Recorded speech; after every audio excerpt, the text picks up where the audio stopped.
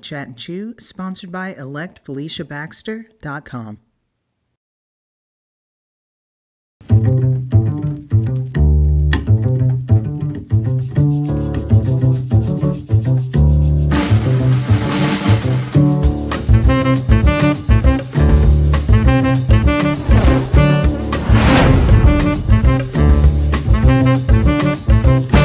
Please make sure you follow us on Facebook, like and subscribe to our YouTube channel, and of course, hit the bell to activate notifications that will remind you when we're on. Please be sure to leave us a comment to let us know how we're doing. We'd love to hear from you.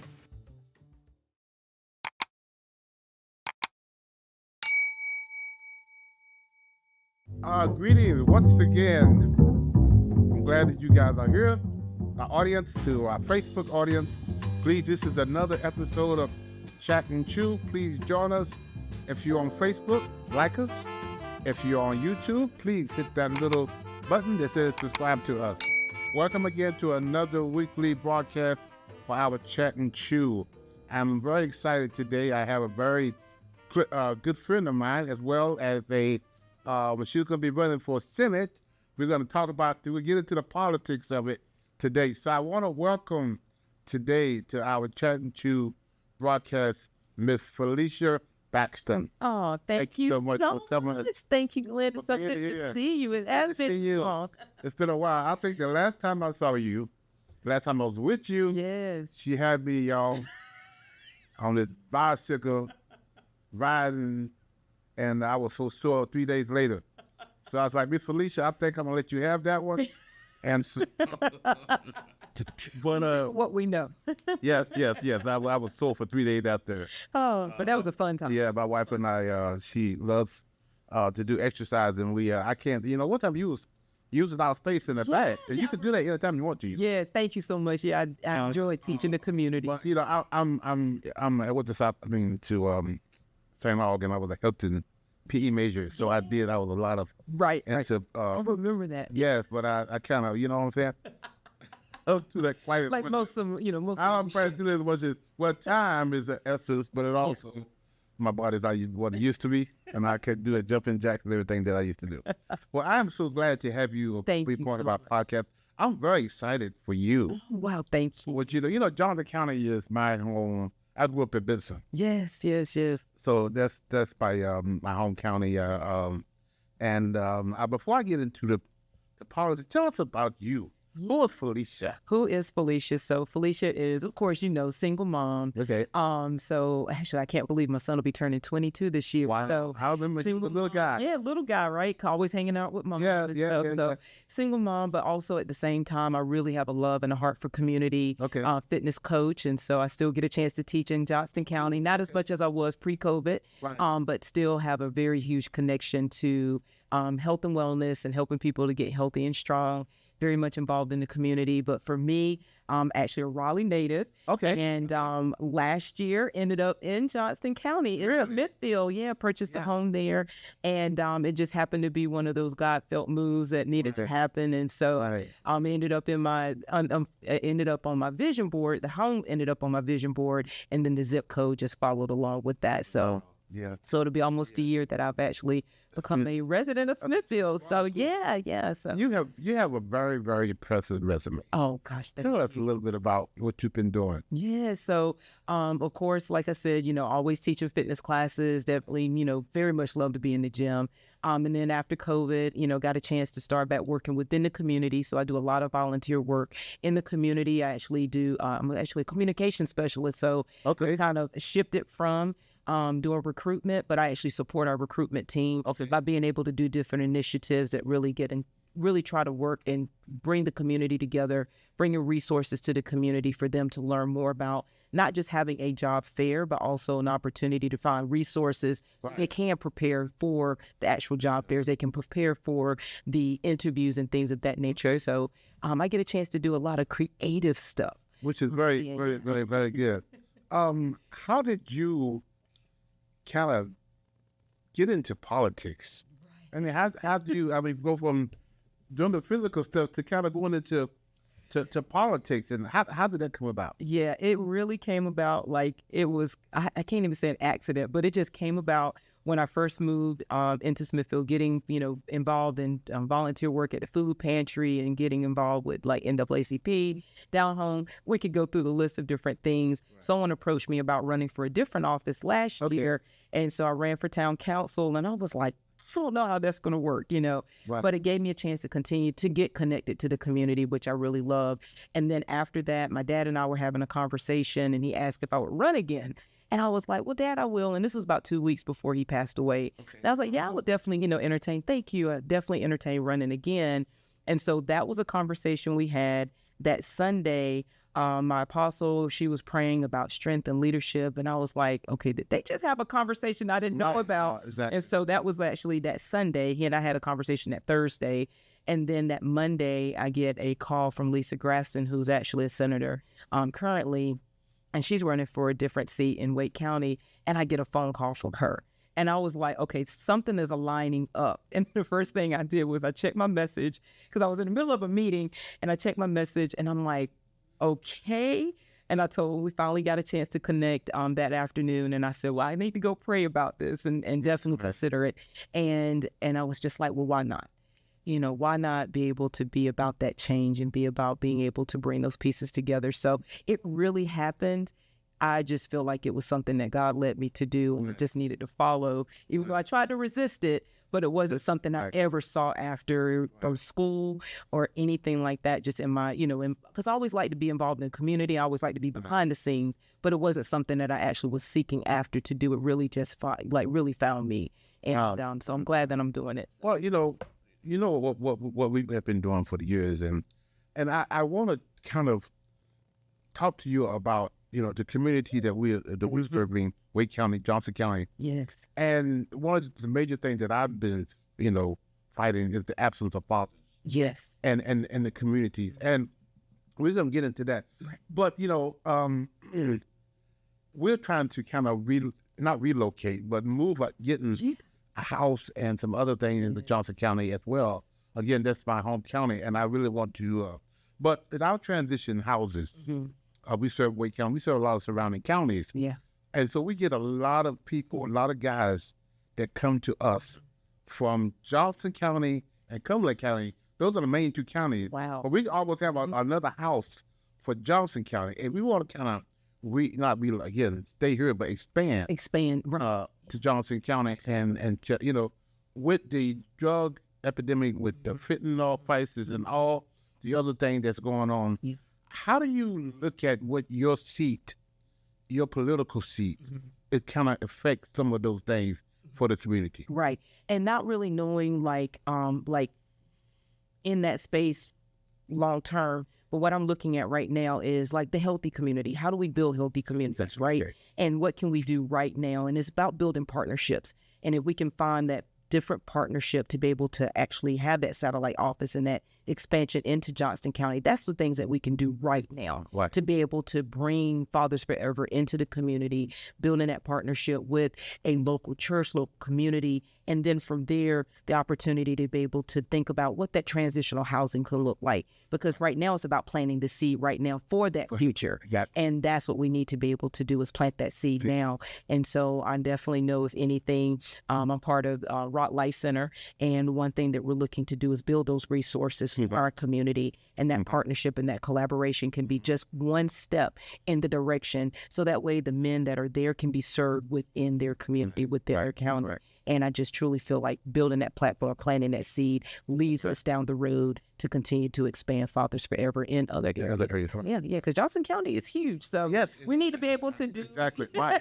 Like I said, we get a lot of our guys that come in from that county. So on your political platform, talk about the thing that you really, really want to see. Yeah. The foundation of what you want to do in Johnson County. Absolutely. So for me, it's about the umbrella for me is about healthy communities. And what does that look like? It goes into those 3 pillars about public education. How can we continue to filter funds into public education, into the school systems that are needed? Yeah. And being able to, we talk about vouchers, we talk about scholarships, but that feeds into our private school sectors. But we need that money not to come out of public schools. We need that money to go back into public schools. So it's about building that healthy community in that aspect. But it also helps us with our youth.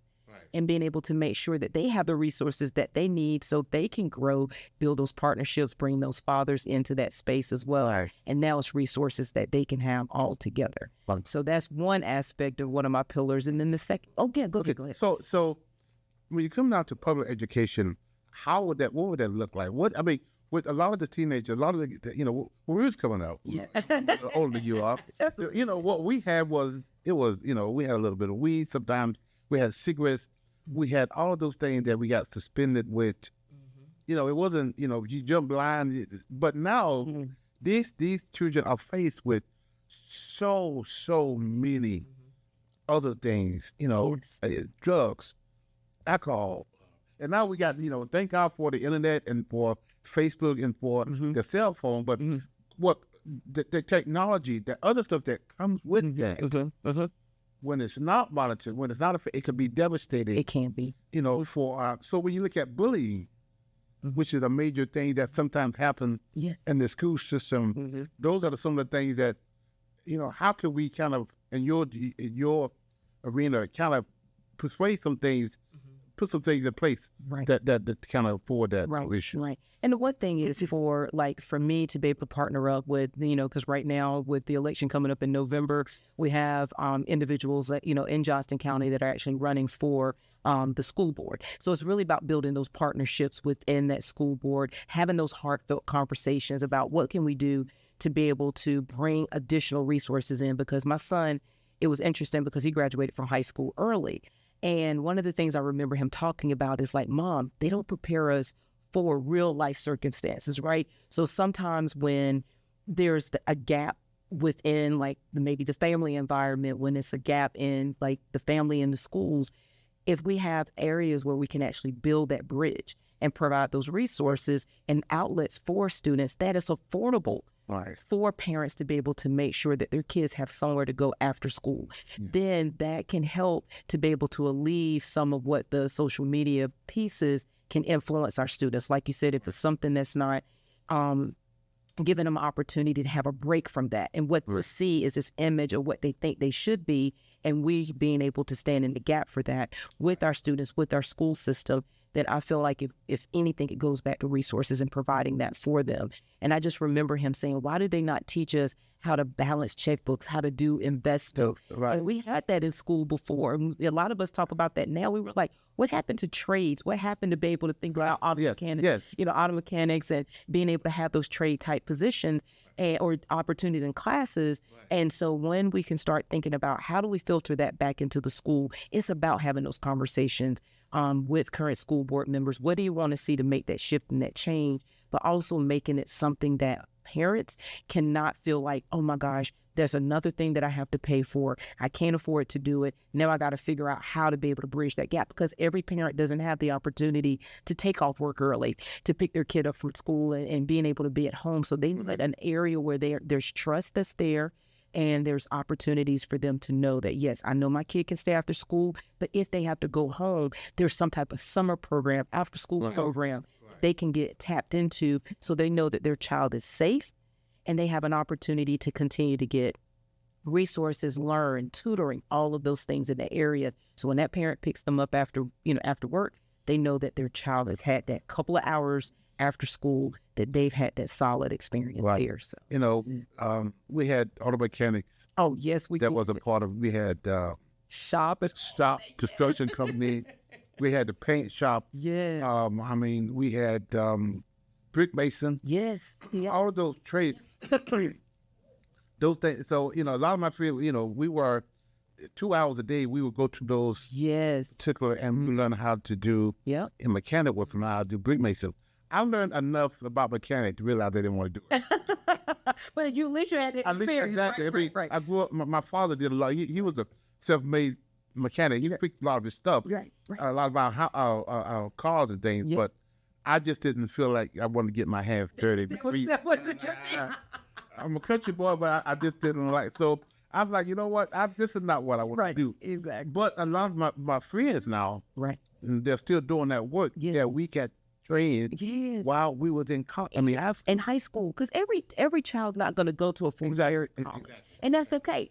And it is okay. Yes. But because one thing I feel like COVID taught us is when people survived, it was always people that had trades. Construction, real estate was able to shift into a different area where now they were able to sell homes virtually. Who even thought that? Exactly. You know, HVAC, people were able to get projects done. Their honey-do list was able to get accomplished because people were at home, but people were still being able to be sustainable in that time for people that actually had some type of trade background. Right. And I feel like that is something that has been lost, you know, in this shift in how education is. And it gives, like you said, it was an outlet after school. Exactly. For what, if you didn't play sports, you had somewhere to go. Now, glad you brought this up. Post-COVID, a lot of our kids was home during COVID. And the parents, we were surviving. Yes. We were trying to stay alive. Yes. Trying to keep our families safe. Yes. And a lot of times the kids got lost in the shuffle. Yes, they did. And now that things are opening up, we are dealing with now a lot of the consequences of the kids. Exactly. That we probably still haven't dealt with on a large scale. Right. Because these kids went from being social. Yes, to now. You know, and again, our emphasis as parents was paying the light bill, paying the phone bill, staying alive, keeping my family safe, trying to juggle work and all that. And we just we told the kids to go in your room and do your homework by yourself that you're used to having, you know. Interaction. And they did what they did. They did the best that they did. Right. But we kind of, you know, put them on the back burner. And now that they are coming back. Right. That socialization looks very different for them now. And we have to deal with what they dealt with for 2.5 years or 3 years. Not being able to be social. And maybe the underlying depression now that's, you know, so how do we, in the public school system, begin to address some of those issues? Right. And it goes back to, one, we need to figure out a way to increase teachers' pay. Because I tell you, I was fortunate my son was older during that time of COVID, so it was a little bit different for us. But parents that I've had a chance to talk to, oh my gosh, we've got to find a way to pay these teachers more, because parents had to stand in the gap for teachers. And that's a hard role. And like you said, then that socialization looks a little bit different, because you're talking about 2 years of time that they weren't socializing. So now we need to think about how we can get back to having those conversations and being able to carve out time in schools to be able to make sure children are actually introduced to being able to talk about things and being able to have a safe place. It's kind of like you can't brush what happened under the rug. You got to be able to have those conversations. And this is why it's so important for us to make sure that teachers, that we retain those teachers that really have a heart space for our students, but give them the resources that they need. So when they start seeing those gaps that are there and kids are trying to figure out, how do I socialize a little bit differently now? The kids actually have a safe place that they can go talk to their teacher about what's going on with them and having those open conversations. And I remember going through school, and you always had some type of group that you could sit down with. And you had somebody to be able to lead that group. And that's where I feel like it's something that's missing, because we just want to get back to things, but things are not going to be like they were, you know, pre-COVID. But now we need to be able to work with the schools, work with the counselors, work with the principals to be able to say, okay, where can we find an outlet for those kids that need that special attention, because they need to be able to have a place and a platform to be able to discuss how they're feeling. Right. And then that way we can actually help them become healthier and stronger. So in your role in the new position that you are, my Senate seat. The Senate seat. So how do we put together the heartfelt human part of us? The policies that's going to match that. Exactly. That's going to make that happen. I mean, all the things which is what we all struggle with. We you know, so but how do we get the policies in place to support that? And that goes back to, where do we need to start first? Or where would I need to start first, right? And it's about finding out what is the need from the community. I can talk all day long about what I want to see bring about change, but it's not about me. It's about being able to say, community, what is it that I can do once I get into the legislative? What can I do to bring about change? Because there's so many different things, as we know, that are going to be, you know, addressed and taking place. But when it comes down to that first thing that, you know, you want to do, it comes back to asking those questions of, what is it that we want to see shift and change?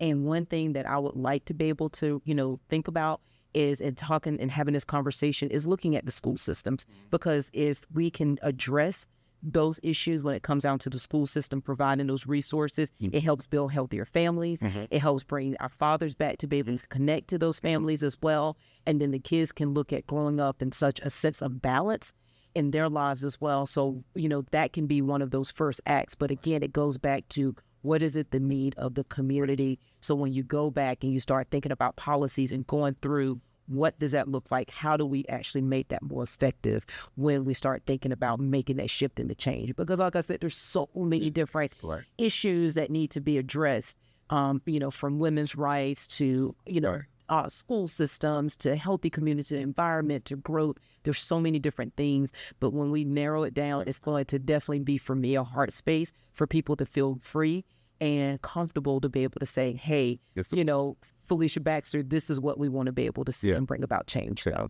So let's shift to the other pillow, which is healthcare. Yes. That's a heartfelt one for me as well. Oh, yeah. And it goes back to, really, it ties it back into what we were talking about with our youth. When we start thinking about healthcare, we start thinking about mental health, we start thinking about all the things that maybe a lack that's there. It's about how do we begin to have those conversations around mental health? How do we partner up with our local police department? Yes. So if there's a call, for example, that goes out and there's a individual within that home who actually may be, have a different need, a different ability, how do they approach that where it's safe, where on both ends, the homeowner, the person in the home that's made the call feels safe and secure, but then also how do our police officers actually approach that home, because sometimes there's a gap there, in that piece as well. So for me, it's definitely about mental health. It's about having those conversations around wellness. And, for me, it's always about being able to think about ways to bring the community in, to build a healthy community, to be able to think about gardens on a smaller scale, but also what can we do to teach people how to be able to be safe in a way that they can be open to talk about what's going on with them when it comes down to mental health, and feel safe in being able to do so. I'm a retired social worker, and we were part of a emergency team that went out in the community. One day, police officer responded to a suicidal threat, person who's got a mental illness and not taking the medication, and they acting really, they're really psychotic, and the police had to show up, and we was actually part of help training them how to respond to those calls when they get there, because police officer, he's there to protect people in the community, and he's come with his sidearm, because things are getting out of hand, and he's going to protect people. What he does. At the same time, this person is psychotic. Yes. And there needs to be a middle ground where we can, kind of. What's the word? Like the situation, right? Without really, having him go to the side. Right, exactly. Taking the person out. Right. But at the same time, that person's having a meltdown. Right. And how do we... and so what kind of policies would you like to see put in place that help address those issues? Wow, yeah. Again, I cannot stress enough resources. It's about where do we need to see where those policies look like, right? I haven't looked at those, so I would definitely have to do a little bit more research. But it goes back to, like, if I look at it overall, it's about going to the different police departments, about being able to have some kind of collective conversation about what it is that they face on their end, because sometimes it's a budget, it's, different things where they don't have enough officers, but we need to be able to talk to them about maybe having another responder for people that can work with our social workers to be able to go to those calls prior to. That would be something I would love to see, because like you said, police officers need to respond to things, but if there's another kind of a division that's been created that can go out into community, have those conversations, build those relationships within the community, being able to identify if there's a household with someone who has a different ability, may have, may not be on their meds, work with the EMS, or make sure all of those things and needs are met. I would love to see policies come more into place where now law enforcement is getting more of a personalized approach when it comes down to the community, but see the boots on the ground with them as well. So that would be something I'd love to see. So the last one was your environment. Yes. As we know, we've seen it in Wake County. Yes. We definitely see there's a lot of growth, and we know that growth is something that is going to happen. Right. And we know that things are moving out towards Johnson County. We see that it's happening. Our Amazon down in Smithfield just opened up, so now we'll have people there that are working, which is great. So that's good to see. That's building sat for 2 years, and there was a lot of different things that held it up from being open. But now that it's open, we got people that are employed there, which is great. But when we start thinking about growth, it has to be sustainable growth. And I get a chance to go to our town council meetings there in Smithfield, and I love hearing those conversations around making sure that the infrastructure is in place. So when builders are coming into the area, that it's not just a quick yes, it's different steps that need to take place because to make sure that things aren't getting pushed and handled. Because when it comes down to environment, we're thinking about, public transportation. We're thinking about healthcare. We're thinking about all the things that need to happen, that people have accessibility to those things. Right. But also at the same time, you don't want to see such a boom in an area that you feel like it becomes lost, because there's certain characteristics you want to keep. In Wake County, it's nice to see downtown Raleigh still have a little bit of that vibrancy there. Downtown Smithfield, you want to see a little bit more of that vibrancy in that downtown area. Selma, Micro, all the other surrounding areas as well.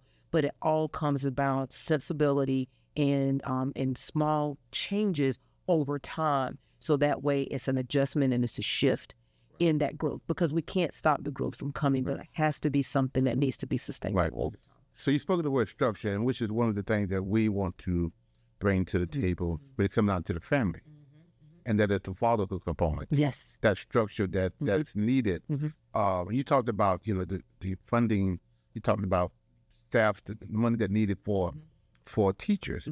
Well, when you look at fatherhood programs, if she had 4 nonprofits, one was for kids, one was for women, one was for animals, and one was for men. Who do you think would get the money first? Right. The animals. I love my babies. I love my two babies. We all love the dogs. We love our They're going to get the money first. Yes. The kids may get it second. Right. The women will get it third. And the fathers. And the father, if we get any.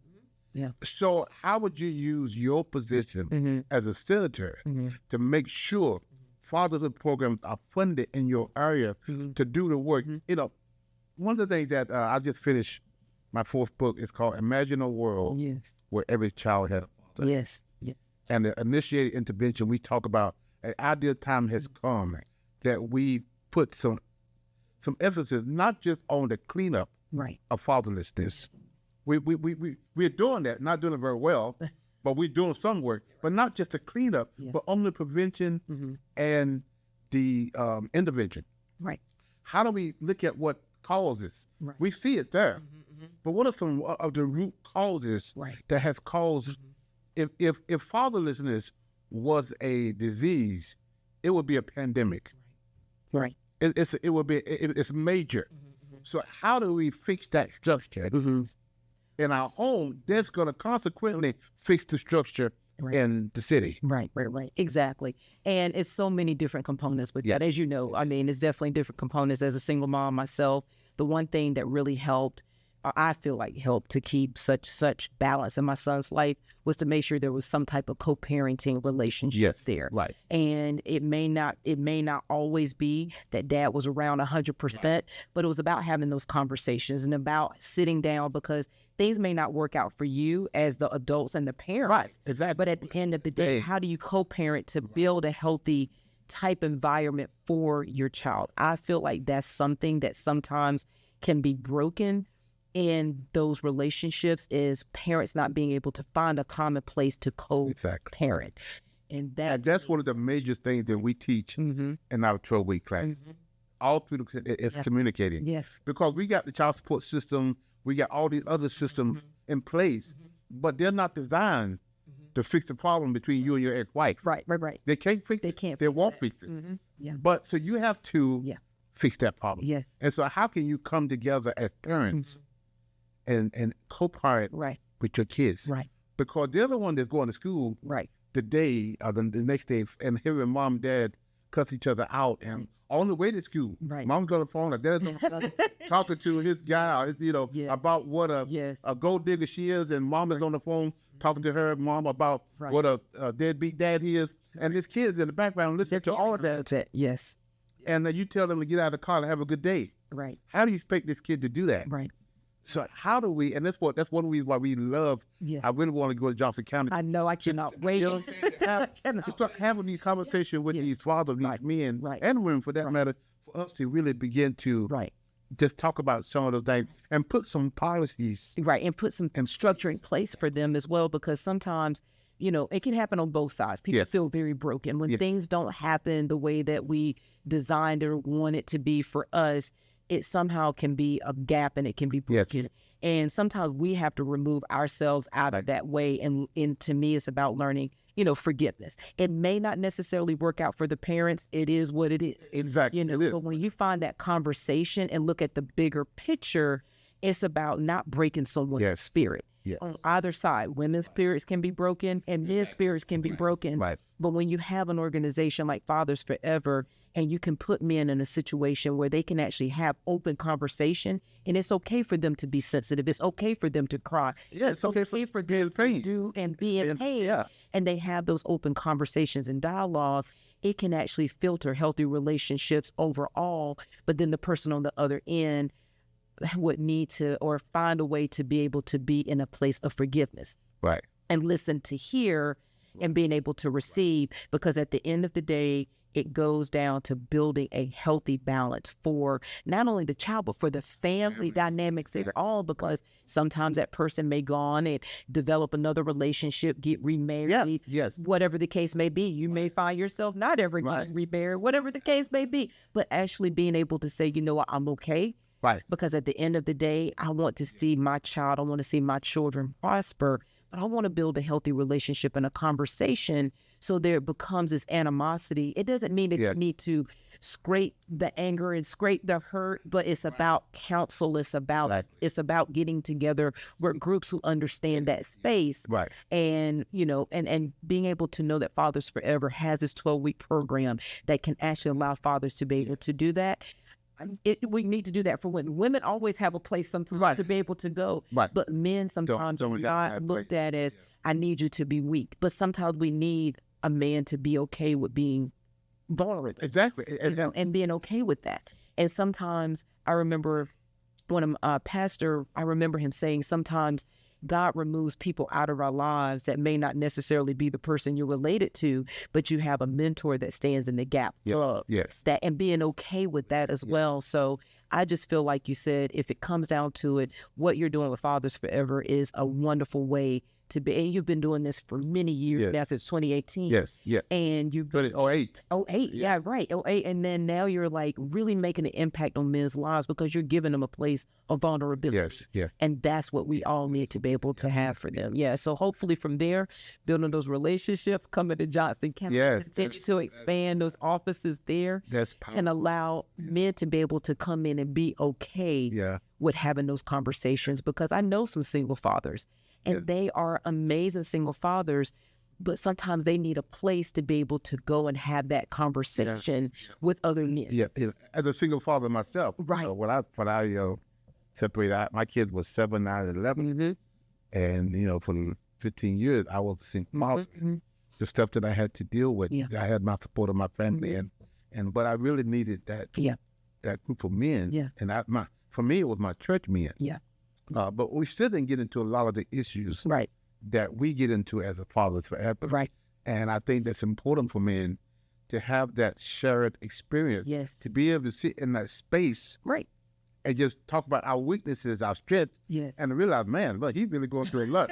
Thank God I'm going through my stuff over here. But whoa, wow. Oh, wow. Yeah. And we can strengthen one another, encourage one another. That's why I really am excited to talk to your pastor and his wife. Last week. About our joint venture that we're going to do. I cannot wait for that to happen. To come and be a part of it, get down to Johnson County. Wow, it's you know what, we 8 minutes over what I was supposed to. It's a great conversation. I know, right? Great conversation. It's powerful. Thank you. I really, really wish you well. Thank you. In your Senate seat.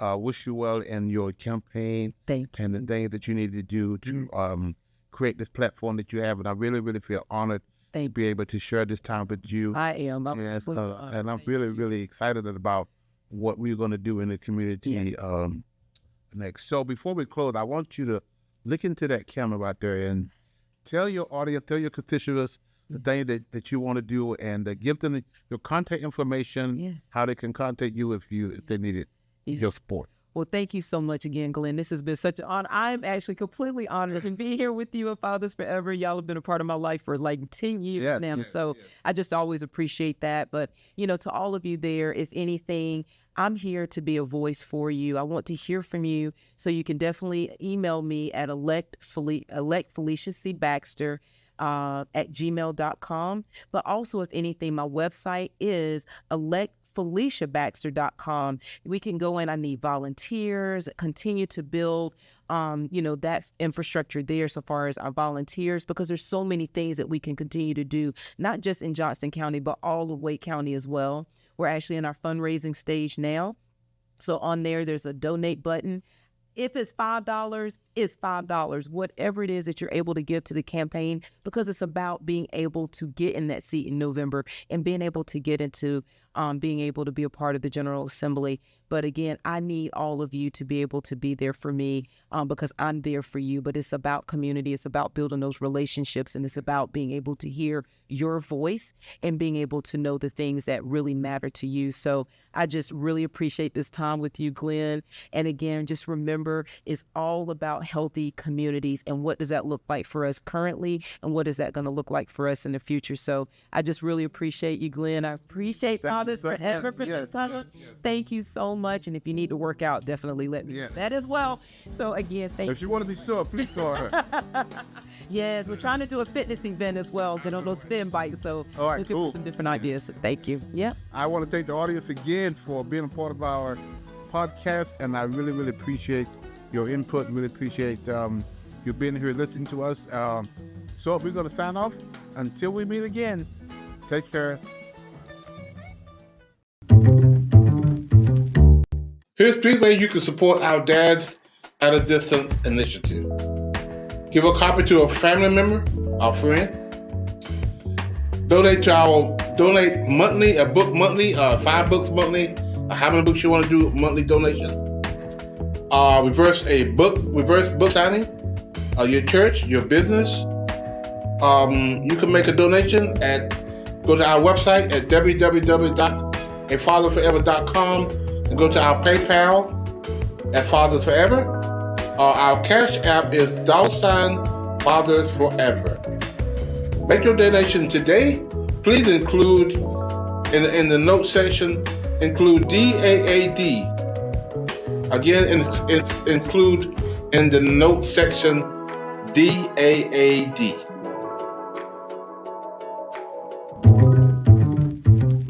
If you or someone you know would like to be a part of the show, please visit our website at www.afatherforever.com or call us at 919-779-9905. The Chat and Chew podcast streams Thursdays at 8 p.m. on YouTube and Facebook. To schedule a reverse book signing or to find out more information about how you can become a part of the programs you've heard us mention today, please be sure to stop by our website as well. Hello, everyone. This is Glen Warren, founder and executive director of Fathers Forever. I want to share an alarming reality with you. 627,000 fathers are incarcerated that have kids under 18.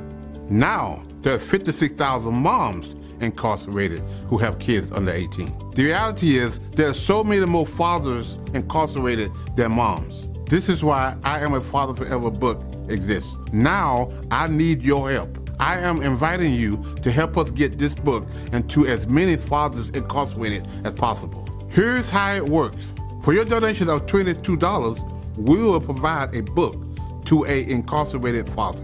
Thank you in advance for helping Fathers Forever heal fathers and save families.